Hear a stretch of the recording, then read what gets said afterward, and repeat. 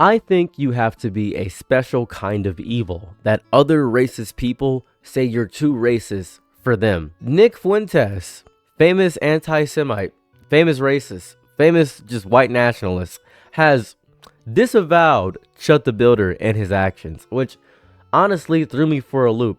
And realistically, it didn't. If you know Nick Fuentes, you know that he wants to be the only one that is racist and everybody else is less than him. So he's doing this as a part of his grift as well, as he is the one separate from everybody else. He is the only true racist among all other races. So let's hear Nick Fuentes' response. People now say he's a martyr. He's a martyr. Well, the black people were chimping out. Well, I don't know. If I were standing around and a black person was live streaming near me and they started saying things offensive to white people, yeah, maybe I would feel a certain type of way about that. Maybe, isn't that sort of our whole thing? And there's something ironic about that.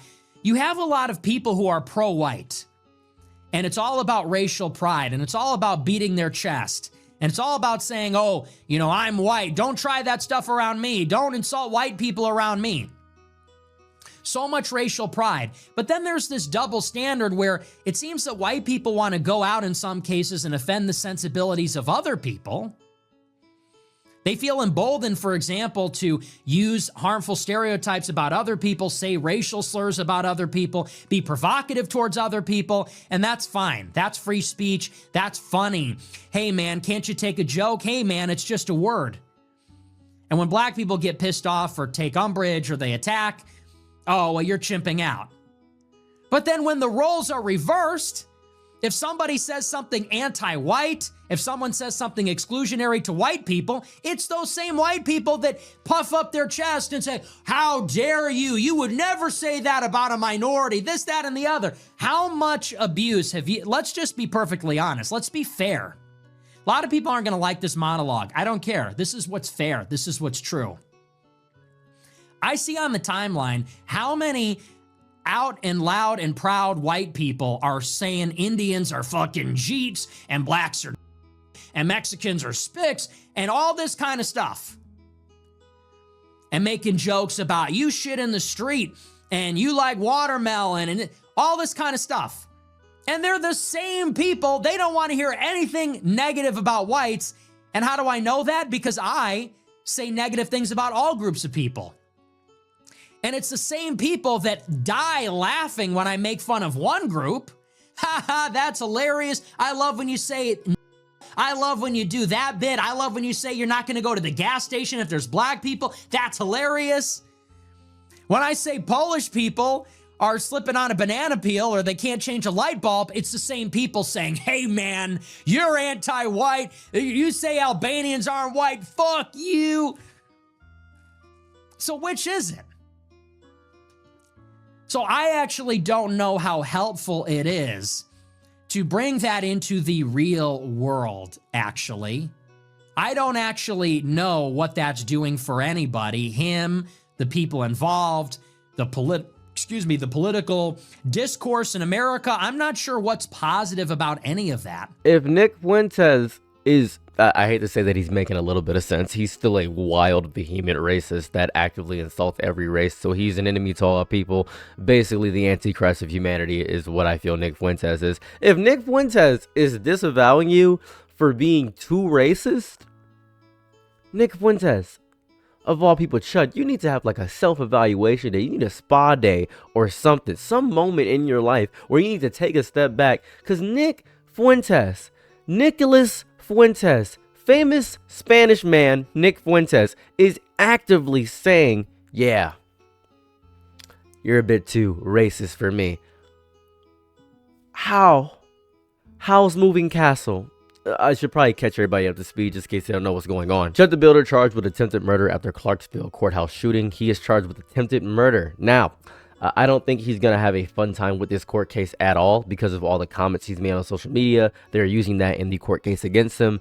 and it is horrifying. Clarksville, Tennessee, WZTV, a live streamer known as Chud the Builder, is facing attempted murder and other felony charges after authorities said a confrontation outside the Montgomery County Courthouse escalated into a shooting. Dalton Eartherly, 28, was arrested Wednesday following the shooting outside the courthouse at 2 Millennium Plaza in Clarksville, according to the Montgomery County Sheriff Office and the Tennessee District Attorney's Office. Everything we know about controversial streamer Chud the Builder. This is everything we know about him right here. We can just go through here, and this is basically about the same thing. Here we go. Chud the Builder is a Tennessee-based live streamer known for posting racially charged content, often described as rage bait. Eatherly, I don't know how to say his name, currently has a social media following based on these live stream videos, some which he films in conversations with strangers in public places. Within 1 week, Early was charged in 2 separate incidents across Middle Tennessee. Last weekend, Early caused a scene at a Nashville steakhouse, got kicked out by staff, and refused to pay his meal. He was later charged with theft of $1,000 or less after he ordered 2 full entrees, drinks, appetizers, totaling $371.55. He was also charged with disorderly conduct for the May 9th incident. On Wednesday, May 13th, Early was detained after a shooting outside the Montgomery Courthouse and later charged with attempted murder. Investigators said the shooting may have stemmed from a physical altercation between 2 adult men that escalated into shots being fired. Eartherly and the second man involved who has not yet been identified to the public, both suffered from gunshot wounds. Investigators have not said yet what sparked the confrontation or whether both men were armed. A witness who saw the aftermath of the shooting called the incident pretty scary. He was already out on bond, by the way, so he can't get released on bond because of the attempted murder charge. He was already out on bond, so you can't do it twice. You can't back to back it. Now, obviously, he's having money troubles, and you guys saw the title of this video. He raised $100,000, or more accurately, he raised $86,000 because he was already at $50,000, but in total, he's reached his Give, Send, Go goal. Now, we already read this before, but there's a lot of anonymous givers. Black boy effed around and found out, free our boy Chud. There are so many just vehement racists with a lot of money that are going to be tossing it at him. Free speech for all. A lot of people on the right just saying that right here, anonymous giver. The 2-tier justice system must stop. Webster defines the moment as a moment where ignorance overwhelms the mind. It's a whole thing. Stay strong, young man. Bill Withers. Ain't much, but it's honest work. God bless. This is what kills me the most. The God bless comments, petitioning God for somebody that is not doing anything that is God related, just saying it in general as a thing. Give, Send, Go is just a vehemently wild platform that supports any kind of thing. I don't drink, I don't cuss, I want to ride on the front of the bus. There's so many, and there's hundreds of thousands of these just going over and over again saying wildly racist stuff. And this person, tired of, you already know what this is.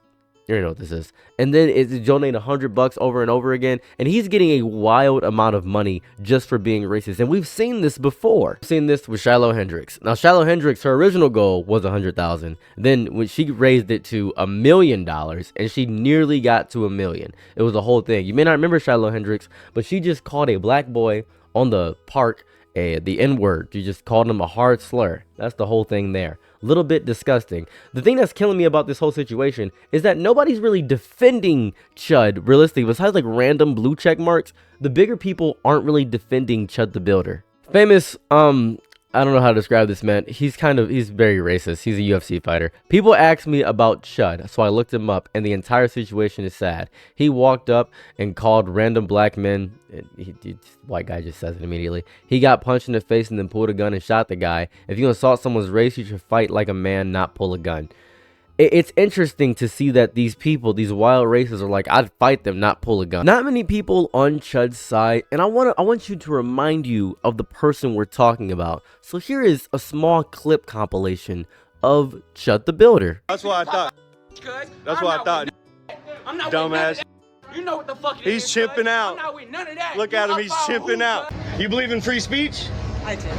You think white people should be allowed to say I will not get into it. You're not gonna get But y'all believe in free speech? Free speech? Yeah, we're like a free speech movement. I feel like, yeah. Yeah? This is free speech. Yeah, exactly. Well, you think white people should be allowed to say No. Why not? Oh, guys, y'all believe in free speech? Yeah, man. Hold up. You do? What's up? Free speech? So white people can say I ain't saying that. ah!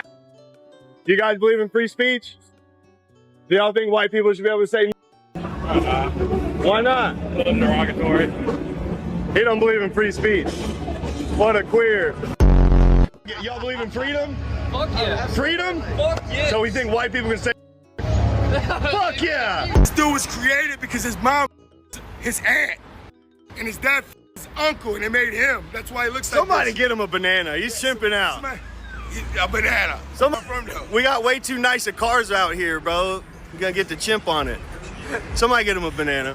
I think your dad's calling. He wants the car back. We know your dad's not calling. That never called. He's still looking for the milk. That's funny. That's funny. We like better you. get some new shoes. Them bitches are talking, dog. These are one-on-ones. What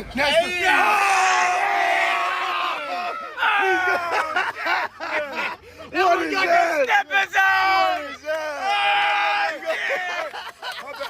My bad. I'm on a He got the ankle monitor. It's flipping out. Look, you're small, bro. You're small. Bro, You're small. look how tiny you are. You take your shirt off, I take my shirt off. I'm right now. frame mogging Take your this. Oh, dude. Take your shirt off, I take my shirt off. I'm out here frame mogging this. Shirt off, bro. You're small. What up, little ass? That's What up, little ass? We frame mogging this. He's built bad. Built bad as fuck. Yeah, you're right. Like a fuck. I don't know what you built like. Like a motherfucking brick shit house. They called it a brick shit You're house. fat. You're big. You're They tall. call it brick What are you, 220? house. That big, 220? You know that shit. Brick 220? house. 220, bro. You know, hey, they're gonna say that I paid you to do this. This nigga, I never met him. Never met me. Never met you before. He couldn't pay me because his fucking dad's I check couldn't didn't hit afford yet. it. I His couldn't dad's afford check didn't hit yet.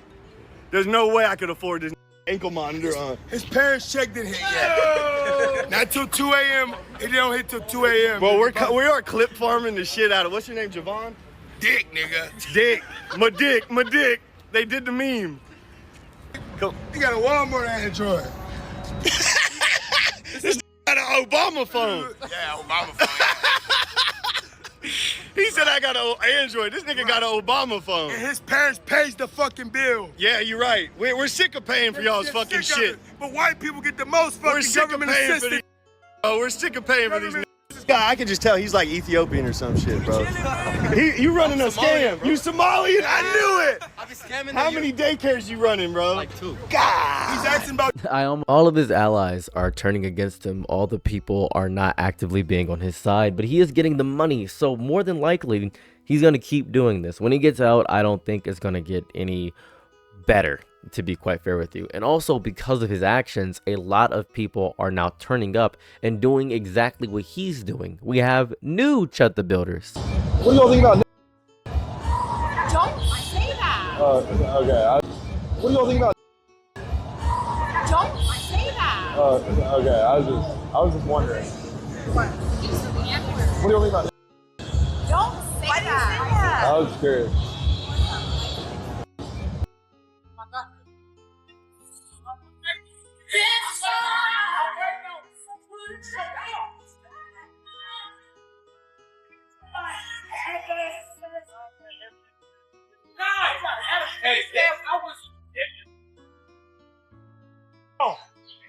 It's wild, bro. Hey, you see him chipping out? Yo.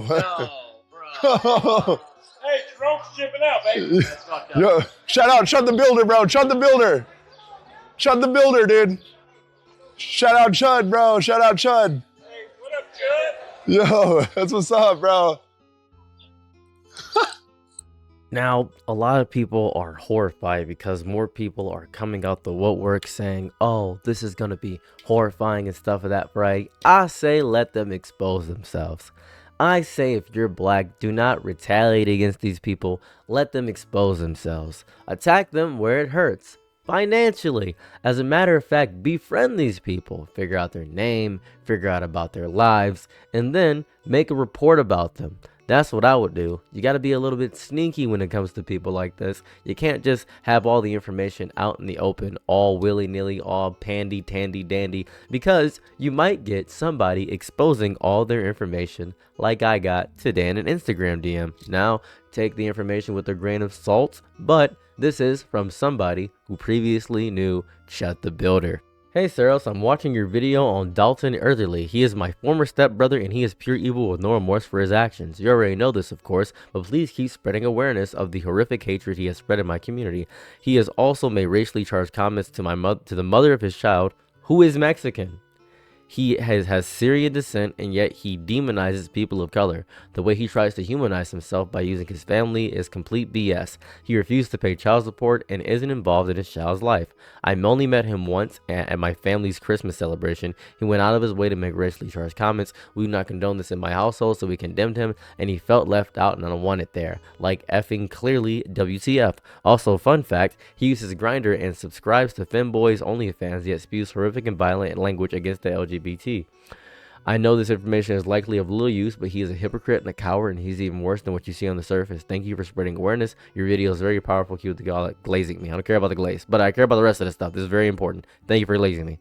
I say let these people continue to expose themselves over and over and over again, because we'll actively get more information about these people as it comes out. You have to be patient when it comes to people such as this variety, because he got charged with attempted murder in Tennessee and he has a bunch of stuff on his profile stating that he doesn't like black people. He's not going to have an easy time in court despite all the hundreds of thousands of donations that are coming in on his behalf.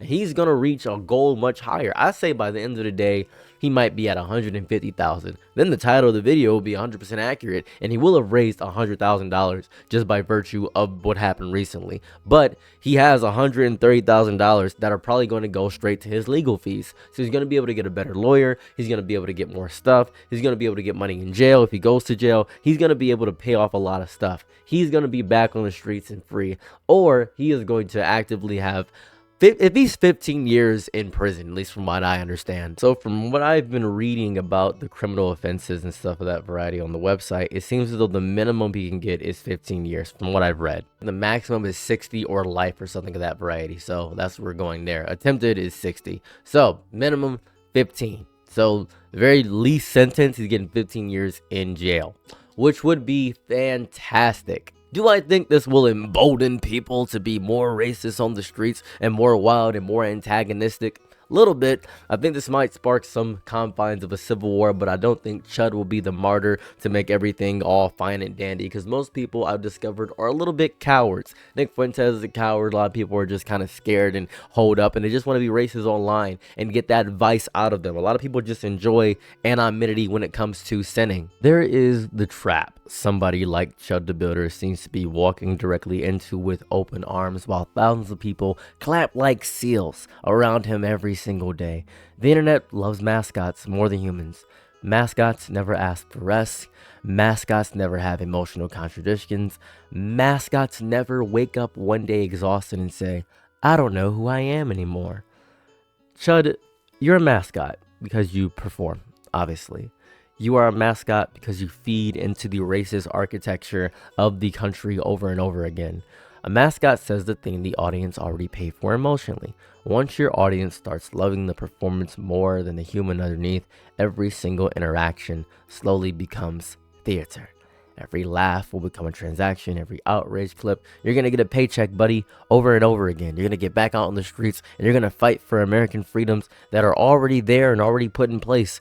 You just don't understand how the law works. And hopefully you will understand how the law works when you learn about what antagonistic language is. And that's going to suck. You are really trapped. You are a zoo visitor tapping the glass, waiting for the monkey to throw something.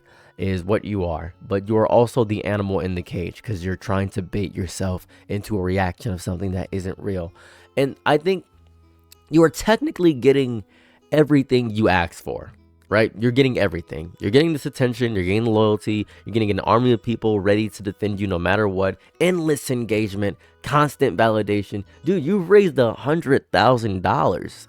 You are so great. You're using your family as a scapegoat to get all this stuff done. And that all sounds amazing until you realize that unconditional support from strangers online often comes with a lot of invisible conditions. See, a lot of people online, and this is a very fun thing you might learn, especially if you're a content creator, is that they do not love growth. They love consistency. They want the familiar emotional product that made them subscribe in the first place. The moment you change your mind, slow down, soften, mature, hesitate, apologize, or show uncertainty, people start acting like you betrayed a religion instead of simply existing as a human being, because people online don't want human beings. And Chud, you are trying to appeal to people's sympathies and humanities. Your own audience has become a prison guard checking if you still sound like the version of yourself they downloaded into their heads. You messed up. You messed up big time, and now you are in prison for it.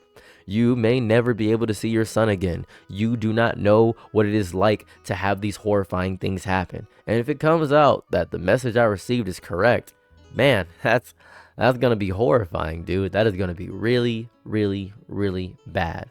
You have a loneliness so specific that almost no one talks about it correctly.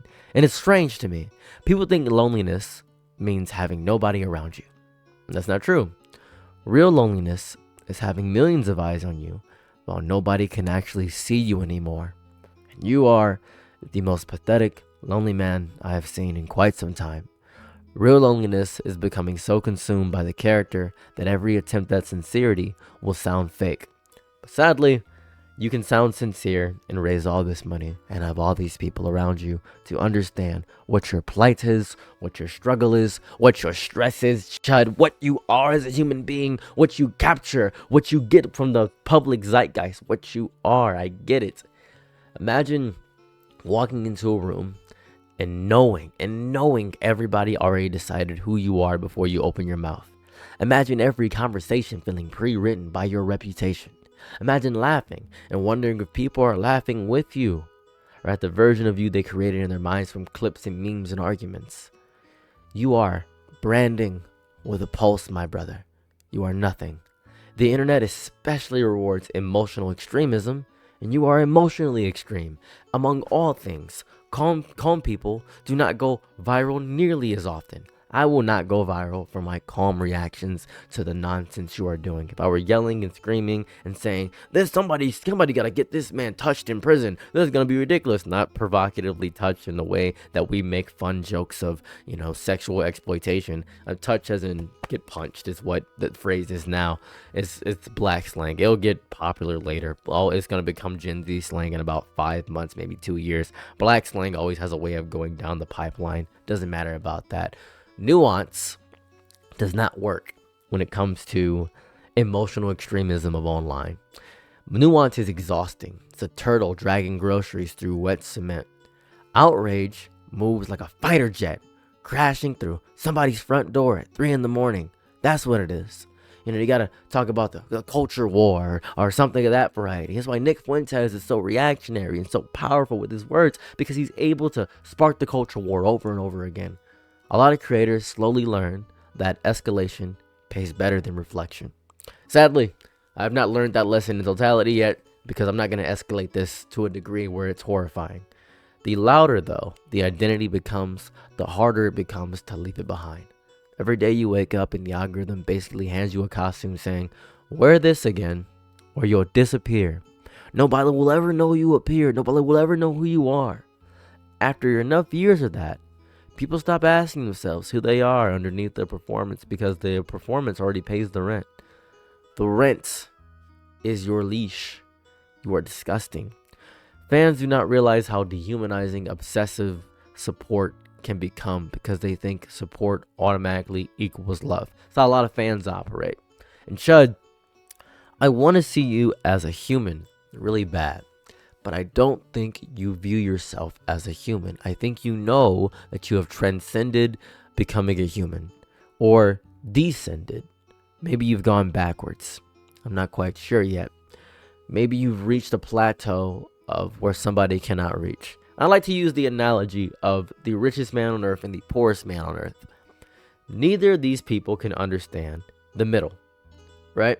The richest man on earth, right? He is so away from social economic classhood that he does not understand the cost of a banana. He doesn't know what it's like to wipe his own butt, essentially. He doesn't know what it's like to do his own laundry or clean his own sheets. He is so far away from the economic socialists that he doesn't even matter. Even other people close to his class are still having to pay for regular things, but he's the richest man on earth. So everything is easy for him. Then we have the poorest man on earth. They have the same exact plight. They have no connection to anyone else around them. The poorest man on earth is homeless. He's so emotionally different than everybody in the middle or the upper. He doesn't understand what it's like to do things regular. He sees life through a different lens that everybody else sees it. Well, I just got to pay for this and do these bills and I got to pay my rent. Is how a middle class person might think. But the poorest man on earth, he says, well, nah, I don't really care about none of that. That's a little bit ridiculous. I don't know. I think I just got to make sure that I can get some food in my belly, and I got to scream at people, and I got to go up to cars and be bold and charismatic and brave. That's all he has to do. Rich people and homeless people have the same exact amount of charisma to me because they have the boldness to say whatever they want to, and they have no fear of backlash because that's what they've branded themselves as. That's what they are. That's how they operate.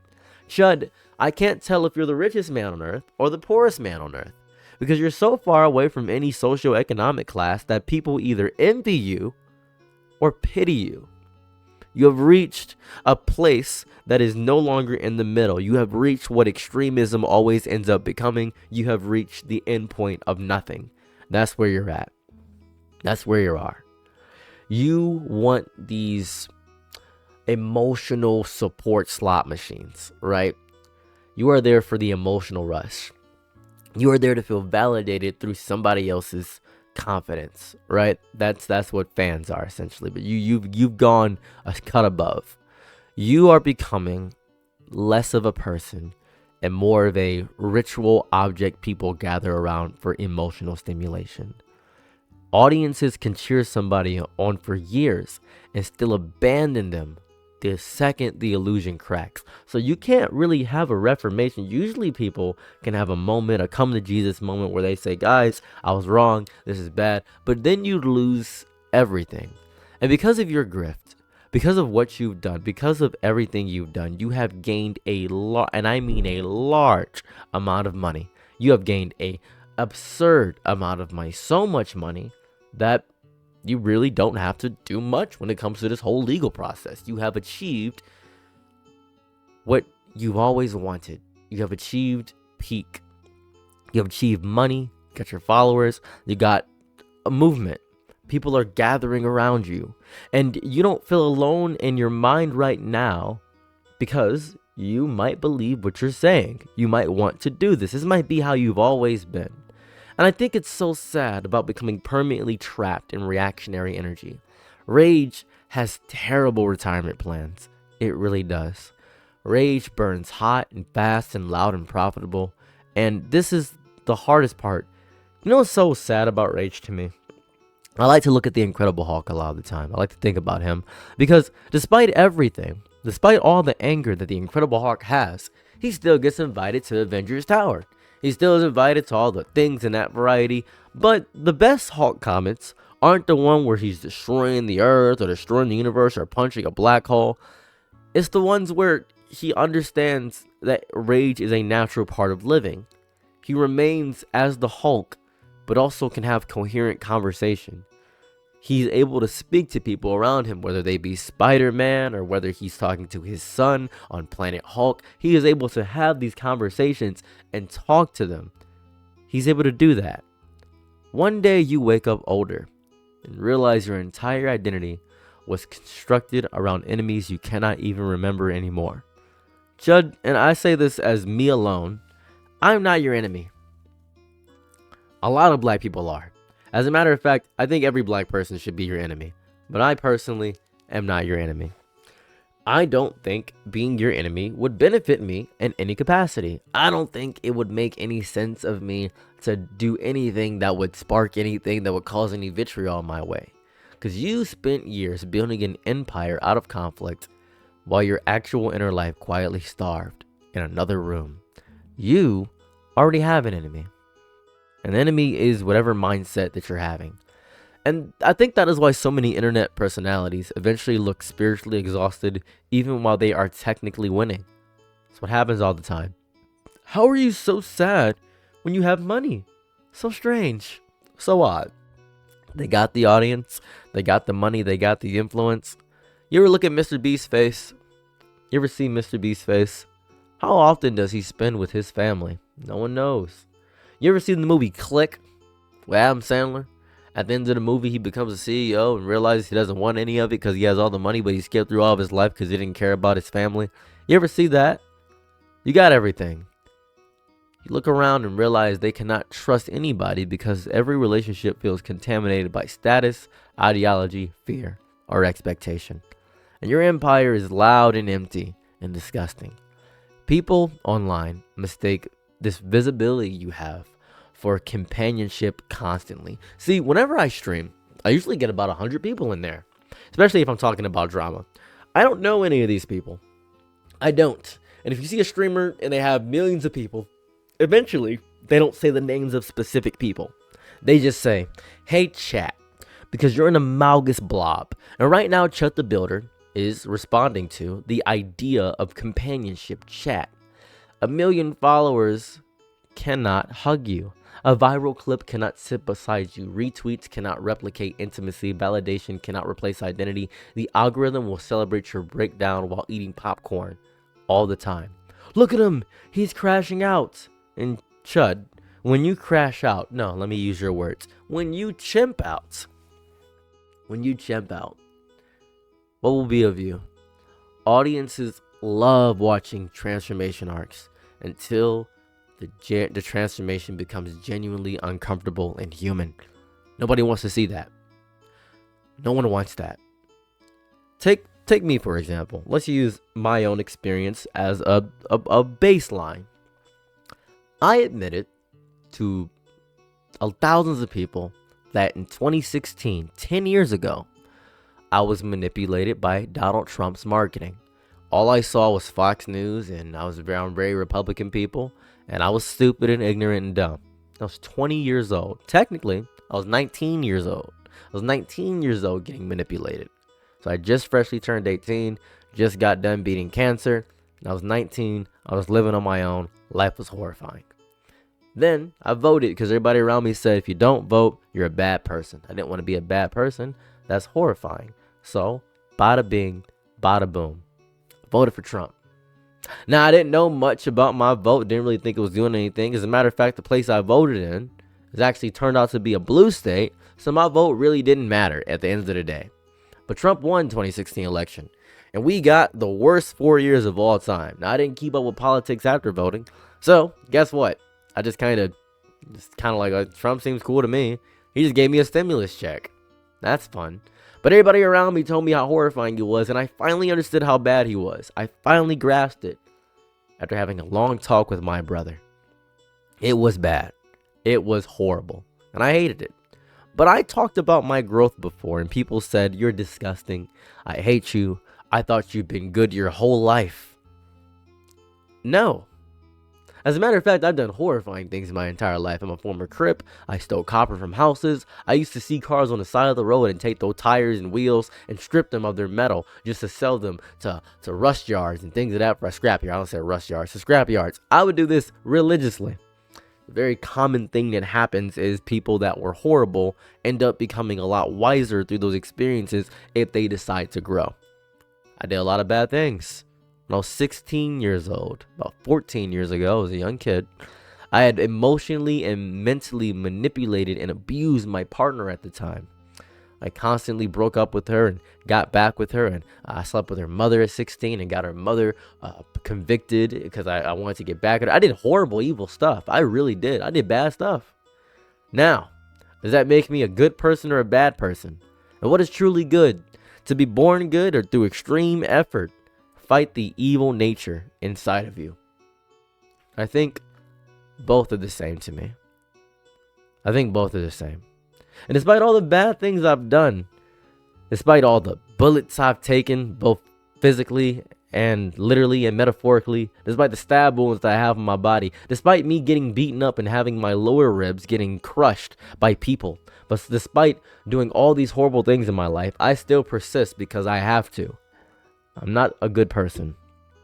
I am fun and kind. I'm not nice. I'm not good. I'm fun and kind. But I don't think people care about growth. I think people want you to come complete. And Chud, you don't know what it's like to be a complete person. Everybody disappears. And suddenly, what will happen is everybody's going to post, damn, bro. Damn, hope bro get some help. They were throwing gasoline at you 2 weeks ago, Chud. And what's going to happen is that because there's no fire right now, there's no passion, there's no fear, you don't get to post online right now, you are at a standstill.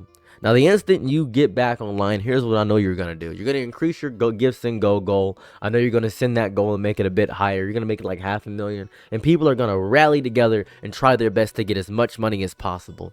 I know people are going to go crazy for you. I think the real tragedy behind becoming consumed by your own online mythology is that eventually you stop being allowed to exist at all in any capacity. Where can you go, Chud? For people that know you, people online, this is a pretty big story. Where can you go in your city? Everybody knows you.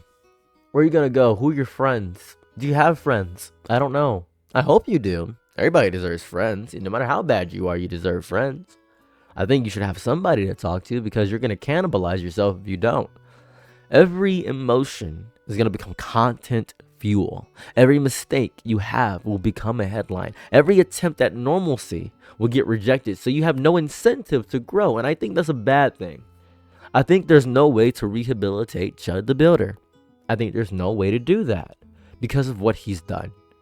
You see, they want the symbol, the character, the endlessly reactive internet avatar screaming into the digital hurricane forever. That will never change.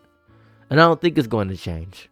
I think the cruelest part is the person probably helped build the cage himself, brick by brick, while believing it was a castle. How does your castle look with your $100,000? Probably really cool right now, I imagine. But your bank account, I don't even know if it's going to you. I hope it is. I hope this is all going to you. I hope the funds get processed and you get all the money you need for your legal fees. Because I'd love to see this case.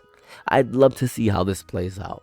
I'd love for that horrible lawyer that's just doing his job to try to defend you. I want to see that. I want to see what's going on. You laid down the foundation with every provocative clip. You raised the walls with every escalation. You installed the locks with every refusal to step back and ask, is this who I actually want to be?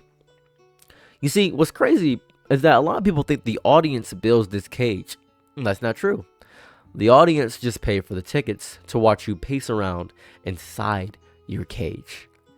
Each brick you have in your castle is a retweet. Each bar in your cell is a like. The locks are the comments saying, you're the only real one left. You're the one to do it better than everybody else. You're the one to be the grand marquee. Bro, you are a martyr. I have been trying to say this about black people. I don't want to pay for their stuff. Only black people use welfare. I know that because I saw it online. I grasp it. I keep seeing Sharquisha with her EBT up at the Whole Foods doing all this stuff. This is nuts. We shouldn't be helping poor people. Everybody should want to work and build America and make it stronger. If you're not doing anything for yourself, you're nothing. I hope that one day all the people that say statements like this will one day face a tragedy, and I hate wishing tragedies upon people, but I have to do this, a tragedy that requires them to use food assistance or EBT and have them understand that even the greatest of us, even the ones that had it all figured out, even the ones that had the retirement plan figured out and all the money set aside will still go through hardship. I know what it is. I understand that. It's insane because that cage people build, it feels like love because the cage is built out of exactly what he asked for. The tragedy is that asking for something does not mean it is good for you. A child asks for candy for breakfast. I'm sure the child means it. The child also should not get it. The audience is the child. The creator is the candy. And I know the candy is sweet because it's so fun to watch all this, I imagine. Right? But the candy is also slowly rotting everything from the inside out. and the audience has been wildly rotted. I want to believe that there's probably still a person in there somewhere, a version of him that existed before the character consumed everything. That person probably had doubts, softness, curiosity, the ability to laugh. And I want to believe that you are still a person somewhere. I want to. I really do. I want to believe that this is just a small stint in a bout of outrage. I think the function is being the guy who says the thing everyone else is afraid to say. Let them say it. Let them be brave. You don't have to be brave for these people. Your job, the function of your job right now, has no mercy. It will continue until the machine finds a newer, louder, hungrier model, and it may happen. There are clones popping up so often. You're going to get disregarded. You're probably going to go to jail, and then it's probably going to repeat over and over again, because someone is going to see all the money you raise. They're going to see that $100,000 and think, if I just become racist, I can get $100,000. That's crazy. I was talking to my friend a while back, and he recently did a little bit of a scam, and it's already processed through, and he's gone into hiding now, so I'm going to talk about it. So my friend is in an interracial relationship, right? Whole interracial relationship with a white girl, and the white girl and him fake broke up online. She made this whole TikTok series about it. She deleted her TikTok now. I wish I could show you these things. I put them in right here. Made this whole TikTok series saying, I'm disavowing black men. Black men are evil. I need me a good white man. I'm trying to leave him. I need this money for me. I don't have a child with him yet. And I just don't like him. He's bad. And he's one of the black guys with a small pecker. So I need a big white man to make sure everything's good. And it was this whole thing. Whole thing.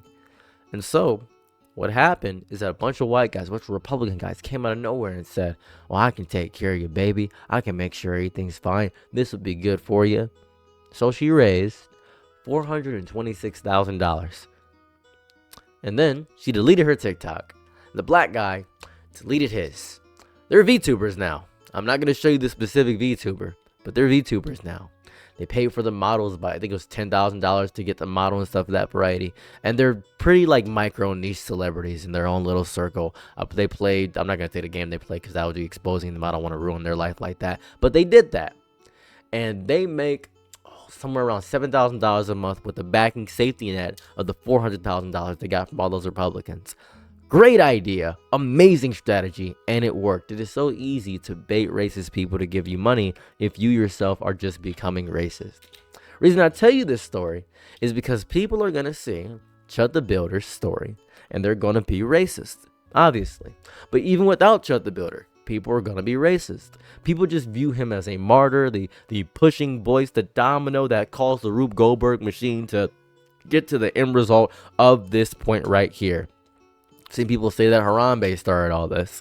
Seen people say that it was all bad until Harambe died. Then we entered a different universe. I've seen so many theories about people, so many stuff like that. But in reality, none of that actually is the main corpse of what's happening here. What's happening is Chud's actions. If you don't remember, these are Chud's actions. Is he He's white. one? You hungry? Take one for later. God bless you. Y'all have a good night. You good? I got you. I knew your hungry ass was gonna want one. But hey, we can say what we want. I'm gonna give them get one. God bless. Say it. Say it. We can say what. Thank you. Can I get one, please? Thank you. Thank you, nigga. Say it again for the mic. Hold on. Say it. Thank you. I love this guy, dude. I love this guy. Oh, that's funny. Hey, you gotta let them all say it too. Let all these white people say it. He said you can say it. Said it. He said you can say it. I told him he ain't getting no burgers unless white people can. Yo, here you go, brother. Oh, this stupid monkey's chimping out. God damn it. No, we shouldn't have got him going. He's chimping out. I'm gonna back up. I'm walking right back. I'm walking. Come on. What up? You know they're ready. Chill. What up? Chilling. Yeah, I know y'all are way too cool to chimp out. Y'all got money. You got money. Those are retro. But you ain't gotta do that though. Y'all ain't gonna chimp out on me. You got too much money. It's words, but you gotta, when you understand it, look. What up? Free the guy. Back up. Arms I ain't length. gonna do nothing to you, man. No, I'm just Do saying. something to your coming to you feel me? I just told you. Like I'm gonna do something to you, Yeah, just back up a I little ain't bit. did shit to you, fool. But I don't know, That's y'all. scary. Listen, I know you ain't on shit, fool. You scary as hell. Back up. You think you the only nigga with a gun? Think Like, I'm I ain't playing? worried about no papers for y'all. Chimping out. Yeah, show me some. Yeah, you talk all that shit in the well. On the back up. I'm walking right back. I'm walking out. You ain't did shit.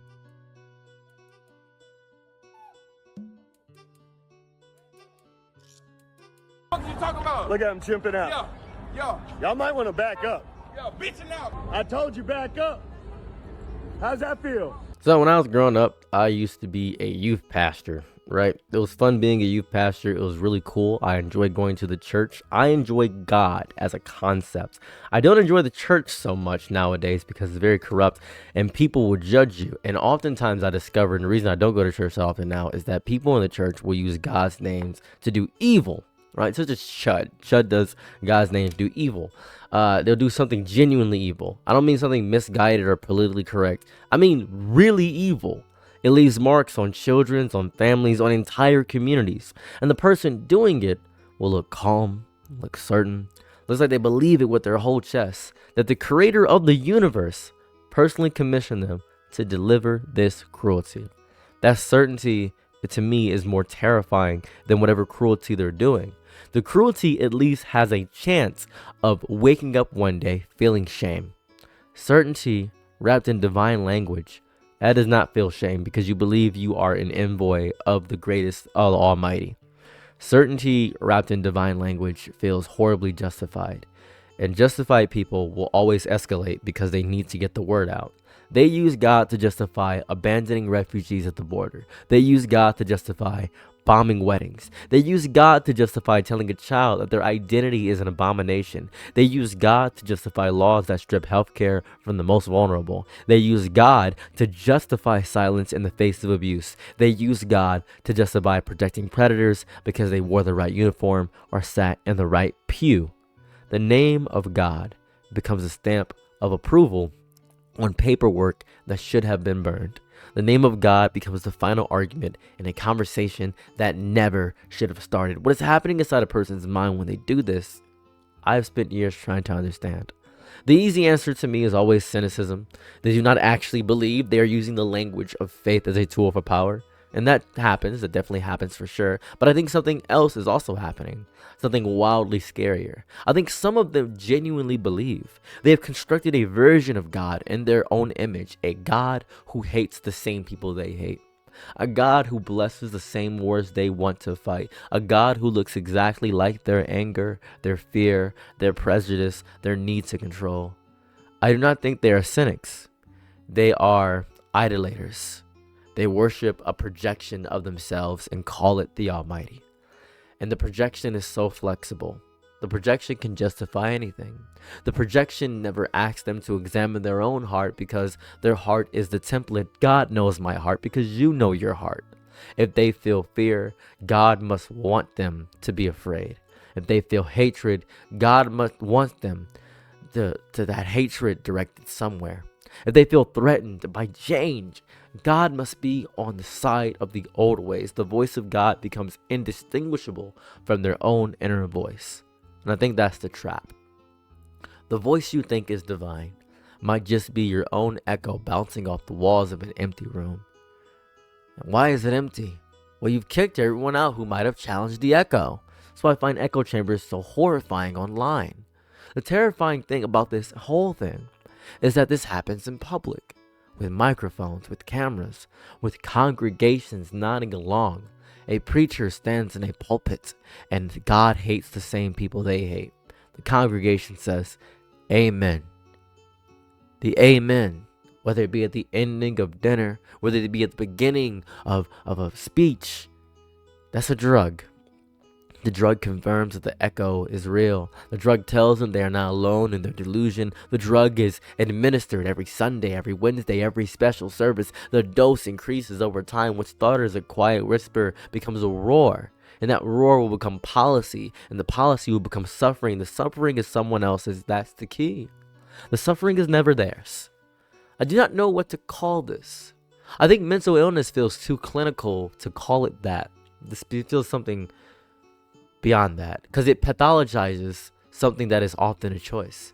Delusion feels closer. A delusion is a belief held despite overwhelming evidence to the contrary, and that feels better to say than mental illness. The evidence that their version of God looks nothing like the source material is overwhelming. The God of the Bible, the God of the Torah, the God of the Quran, those texts are filled with commands to care for the stranger, the orphan, the widow, the poor, the outcast. The prophets raged against people who used religion's language to justify oppression. The prophets were often killed by those people. That's what happened in the Bible. That's what happened in the Torah. That's what happened in the Quran. Hate is also in the mix. Pure, simple, uncomplicated hate. Some people just want permission to be cruel. Religion gives them that permission. Religion hands them a license to hate without the burden of attempting or admitting they are haters. They can hate and call it righteousness. They can exclude and call it holiness. They can harm and call it discipline. The language of fate becomes a mask for these people. But the mask is so respected. The mask is rarely removed because removing it would mean looking at the face underneath. I do not grasp these people. I do not get it. I hate it. I hate it with a fire that surprises me sometimes. I'm not religious in a traditional sense. I do not attend services.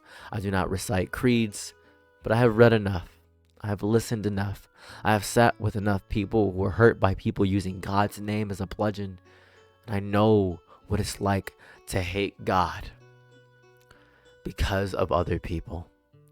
And the people who caused it will never apologize. Because why would you ever admit you were wrong when you're using God? That would mean God is wrong.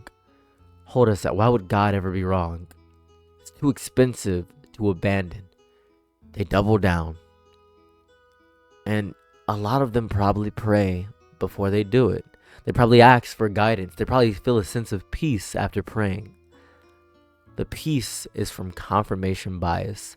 They prayed. They felt something. They interpreted the feeling as approval. The interpretation is the sin. The interpretation that turned a feeling into a divine mandate. That interpretation has fueled every religious war, every inquisition, every crusade, every pogrom, every act of violence done in the name of the divine. The interpretation is the original sin of religious violence, not the belief. The belief that your interpretation is God's interpretation. This is strange. I do not know how to fix this. I do not know how to convince someone that the voice they hear might not be God. The task is above my pay grade, but I know that silence is not the answer. Calling out specific acts of cruelty is not the same as attacking faith. You can believe in God and still believe that using God's name to justify child separation, bombing, bigotry, racist language, or neglect is evil. You can hold both things in your heart. The people who want you to choose between faith and justice are the ones who benefit from the choice. They want you to think that questioning them means questioning God. It does not. It means questioning them. They are not God. They never were. They just got comfortable being treated like they were. The people using God's name to do evil, well, will keep doing evil. And not because God wants them to, because they want to. The name is just the cover, and the cover is thin. The thinness is obscured by the volume of their certainty. Certainty is loud and seductive. Certainty is also often wrong. The people who are the most certain, the most certain are the worst. God gave you a brain for a reason. Use it. The people who tell you to turn off your brain and trust them are not your shepherds. They are your handlers. They are just your handlers. Chud the Builder, I'm sure you're going to get a bunch of money. I'm sure life is going to be pretty okay for you. I'm sure life is going to be fantastic. I don't question that. I do question, however, what you tend to gain from all this. I don't know. I'm not your dad. If your dad still talks to you or is still alive, hopefully, I have no clue. You need somebody. You need something that I can't provide, and hopefully you find it. God bless, Chud. God bless. What do you think about racial equality in the state of Georgia? Do you believe the two races are equal or not? Well, that's a hard matter to stipulate. I would like to say this, that there are more Negro colleges in the city of Atlanta than any city in the world. There are more Negroes own their own business in Atlanta than any city in the world. And also, there are more Negroes here that have nicer homes than any city in the world. Segregation and the lack of civil rights legislation has not and does not contribute to their progress in this country, that they have failed on their own initiative. They need to clean up. They need to move forward and do things on their own. Would you say that any superior Negro would be the equal of any common white man or ordinary white man? I would say this, that most of the leading Negroes in this fight are mixed breed people. I think you'll have to admit that. Do you believe that it's morally wrong for a Negro to sit next to a white man in a restaurant? I'll say this. I think a property owner reserves the right to serve whom he please. But morally? I couldn't state that.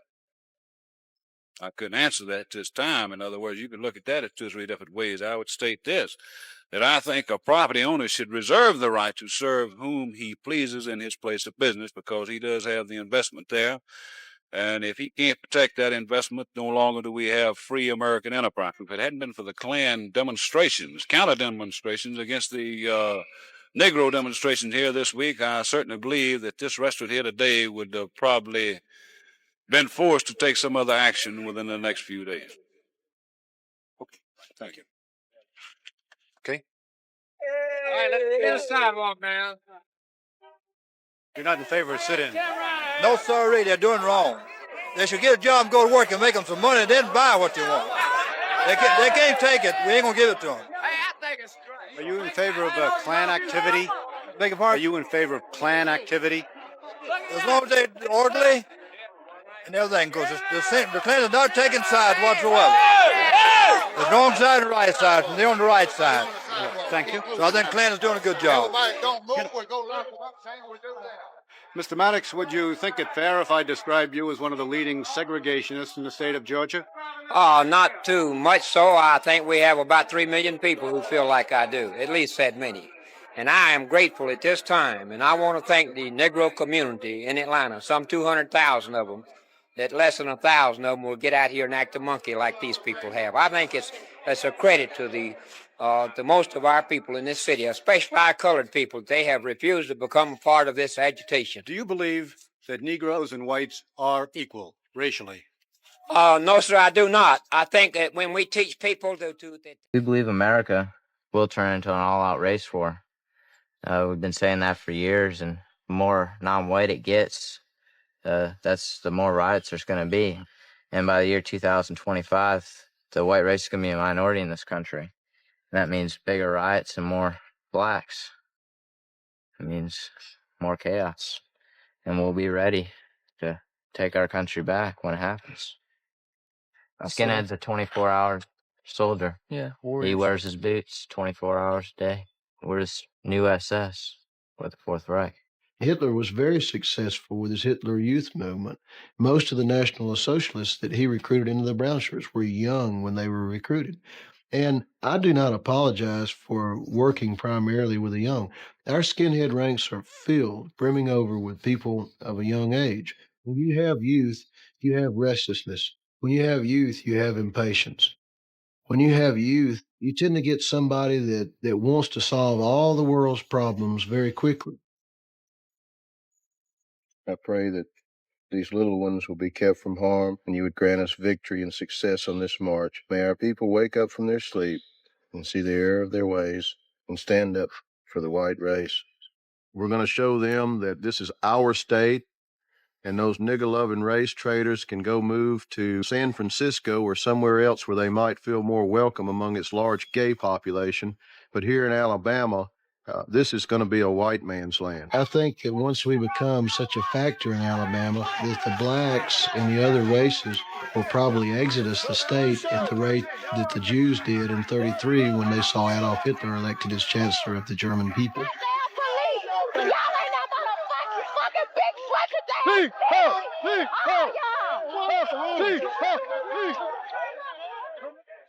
You're a good man. Man, wish you luck, man. I really do. Welcome to the house. Okay. We want the broken toys. Send us your broken toys and we'll fix them for you.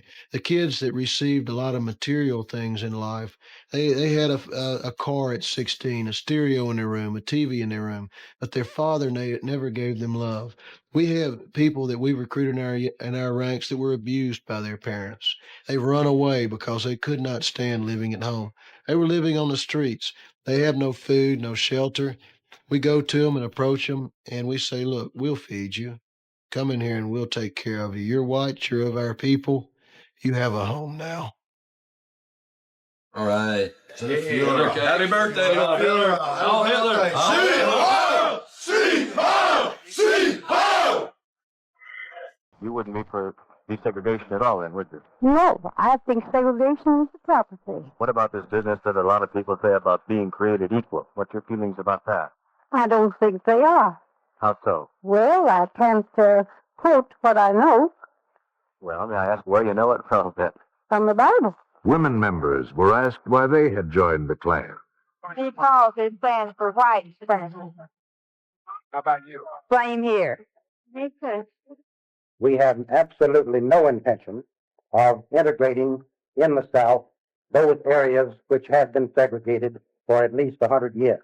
One of the fundamental basic foundations upon which the relationship between the races was based. And all of a sudden, we are told by the Supreme Court that the whole basis for our society in the South has not only been wrong, but 100% wrong. They felt their way of life, the whole framework of tradition, in the tradition-minded South, was being threatened by outsiders who had no rightful voice in their affairs. Again, political leaders rushed to the defense of segregation. Within the South, we must organize every county, every city, and every community. When groups can control the Supreme Court and control the President of the United States, I don't have to tell you that they must be reckoned with. You are not going to permit the NAACP to take over your school. Negro rights organizations were not demanding immediate desegregation throughout the South, but many Southerners thought they were. Some answered never. From others came a plea, give us time. But it took them 75 years to tell us what we ought to do. Looks like you ought to give us 50 years to comply. That'd be reasonable, wouldn't it? We could live with that. But to the 10 million Negroes of the South, 50 years sounded like an awfully long time. The Supreme Court had left the date of desegregation up to lower federal courts. The right time to desegregate in West Texas, the court reasoned, might not be the right time to desegregate in Mississippi.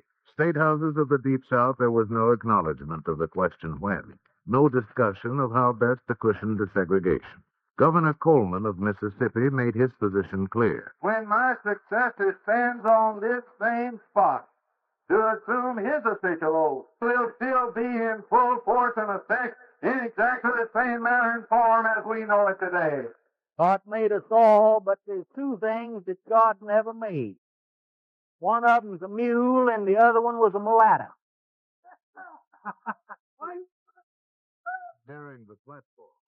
I'm your Nick at night, be my Laura Angelo. Ooh, happy to try what you need. Your world, I love to live in it. Ooh, I love the ride when you